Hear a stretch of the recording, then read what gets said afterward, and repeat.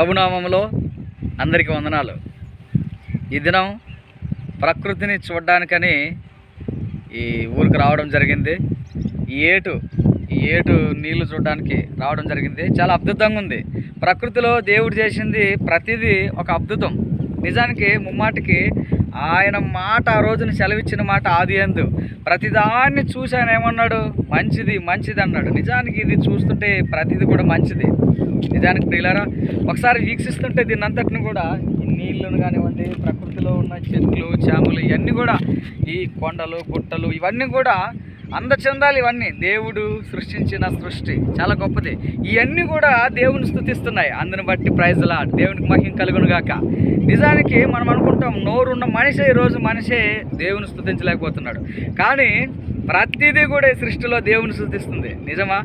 అందుకు వాక్యమే మనకు ఆధారం. ప్రియులారా చూడండి, మరి వాక్య భాగంలో 148వ కీర్తనలో మొదటి వచనంలోనే రాయబడింది. ఏమని రాయబడింది అంటే, యెహోవాను స్తుతించుడి ఆకాశవాసులారా, యెహోవాను స్తుతించుడి ఉన్నత స్థలముల నివాసులారా, ఆయనను స్తుతించుడి.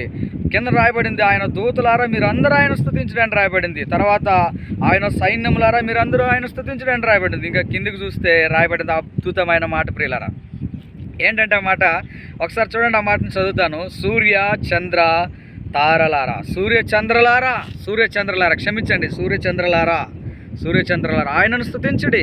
కాంతిగల నక్షత్రములారా స్తుతించుడి. నిజంగా అన్నీ చూపిస్తున్నాయి ఈ రోజున. ఇంకా అలాగే మనం కిందికి చూసుకుంటే ప్రియులారా, కిందికి చూసుకుంటే భూమి మీద ఉన్న ప్రతిదీ ఆయన స్తుతిస్తాయంట. చేపలు, తర్వాత మకరములు, ఇవన్నీ కూడా సముద్రంలో ఉండే ప్రతిదీ కూడా, నీటిలో ఉండే ప్రతి జీవి కూడా దేవుని స్తుతిస్తుందంట. భూమి మీద ఉన్న ప్రతిదీ కూడా. ఇంకా మీకు ఆ మాటలు చదివి వినిపిస్తాను, ఒకసారి చూడండి. రాయబడిన మాట ప్రకారంగా రాయబడిన మాట ఏమని రాయబడింది అని అంటే, 5వ వచనం ఒకసారి చదువుతాను, 4వ వచనం ఒకసారి చదువుతాను. పరమాకాశంలారా, ఆకాశం పైన ఉన్న జలములారా ఆయనను స్తుతించుడి. జలములు కూడా స్తుతిస్తాయండి. చూడండి, యెహోవా ఆజ్ఞయ్యగా అవి పుట్టెను, అవి యెహోవా నామమును స్తుతించును గాక. ఆయన వాటిని నిత్య స్థాయువులుగా స్థిరపరిచి ఉన్నాడు. ఆయన వాటికి కట్టడి నియమించెను, ఏదియు దానిని అతిక్రమింపదు. సముద్రానికి ఆయన ఏం చేసినాడంట? అతిక్రమింపకుండానట్లు దానికి సరిహద్దు పెట్టినాడంట. ఎంత గొప్ప మాట ప్రియులారా! 6వ వచనం 7వ వచనంలో రాయబడిన మాట అద్భుతమైన మాట. భూమి మీద ఉన్న మకరములారా, అగాధ జలములారా యెహోవాను స్తుతించుడి.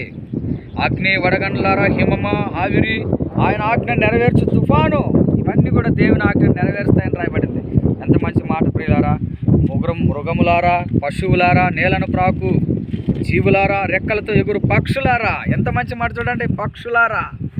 పక్షులు కూడా దేవుని స్తుతిస్తున్నాయంట. మీరు చూడండి, ఉదయాన్నే లేవగానే పక్షులు ఏమంటుంటాయి?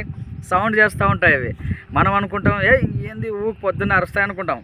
కిస్ కిస్ కిస్ కిస్ కిస్ అంటాయి కదా. అవి ఏమంటున్నాయి తెలుసా? తన సృష్టించిన సృష్టికర్తను క్రీస్తు ప్రభువా, క్రీస్తు అని తన నోటితో స్తుతిస్తున్నాయి. అవి పక్షులు, ఒక్కొక్క పక్షి దేవుణ్ణి ఆనందంగా స్తుతిస్తున్నాయి. ఎంత ఆశ్చర్యం కదండి. కానీ మనమే ఈరోజు దేవుని స్తుతించలేకపోతాం. కింద రాయబడింది, యవనులు, కన్యలు, వృద్ధులు, బాలురు అందరూ యెహోవా నామమును స్తుతించాలని రాయబడింది.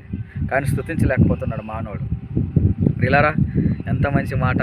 దేవుని స్తుతించడం మంచిది. ఇక్కడే రాయబడింది, మంచిది ఆయన స్తుతిస్తేనే. 47వ అధ్యాయంలో రాయబడింది. 47వ అధ్యాయంలో కీర్తన 147వ అధ్యాయంలో రాయబడిన మాట ఏంటంటే, యెహోవాను స్తుతించుడి, మన దేవునికి స్తోత్రగానము చేయటం మంచిది, అది మనోహరము, స్తోత్రం చేయట ఒప్పిదం. దేవునికి మహిమ కలుగును గాక. ఈ పక్షులు ఇవన్నీ కూడా స్తుతిస్తాయి ప్రియులారా. మనం అందరం స్తుతించాలి. మేమంతా ఈరోజు ఆత్మీయ సహోదరులు జాన్వెస్లీ, ఎజ్రా, నేను అందరు కలిసి ఇక్కడ చర్చి వర్క్ చూడడానికి రావడం జరిగింది. ఎవరిది? రాయచోటి అనే ఊరికి రావడం జరిగింది. చర్చి రైటింగ్ రాయడానికి, ఒక సీనరీ వేసి అందులో వాక్యం రాయడానికి రావాలంటే పిలిపిస్తే వచ్చి చూసినాం. దేవుని కృపను బట్టి అన్న ఇటు వెళ్ళండి ఏరుందని చెప్తే దీన్ని చూడడానికి వచ్చినాం. చాలా అద్భుతంగా ఉంది, చాలా బాగుంది. కాబట్టి ఇదంతా దేవుడు చేసిన సృష్టి. అవే దేవుని స్తుతిస్తున్నప్పుడు మనం స్తుతించకపోతే ఎలాగండి? ఖచ్చితంగా స్తుతించాలి. అందరి బట్టి దేవునికి మహిమ కలుగును గాక. God bless you my all.